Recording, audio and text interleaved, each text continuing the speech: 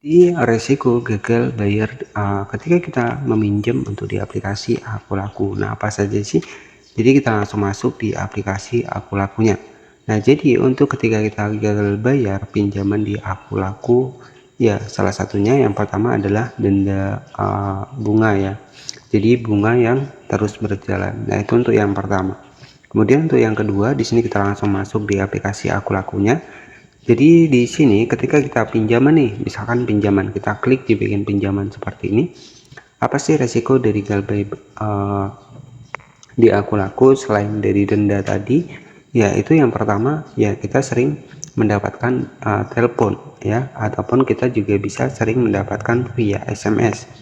Nah tentunya di sini hanya mengingatkan saja kepada sahabat-sahabat semua yang mungkin telat bayar di aplikasi Aku Laku. Dan tetapi perlu diketahui juga disclaimer untuk di aplikasi Aku Laku ini, apakah ada DC lapangannya? Tentu ada ya. Untuk di aplikasi Aku Laku ini ada DC lapangannya teman-teman ya.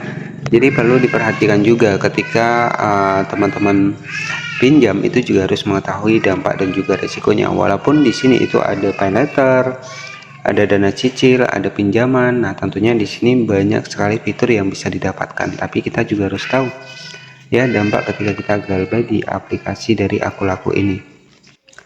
Baik, jadi salah satu yang mungkin kita sering pikirkan ataupun kita sering takutkan adalah adanya di lapangan. Tapi memang benar ya, untuk di aplikasi Aku Laku ini ada di lapangannya. Jadi kalau saran saya yang belum pernah pinjam ya usahakan harus ketika kita meminjam ya kita harus memikirkan nih ya dampak dan juga resikonya ketika kita galbay, termasuk dari bunga yang berjalan. Nah jadi seperti itu ya. Jadi seperti itu. Jadi jika kita cek di bagian dari keuangan, di sini ada dana cicil, ada pinjaman. Nah di bagian pinjaman juga sama, dana cicil juga sama, dan juga di bagian dari pay letter juga sama. Resikonya adalah seperti itu ya.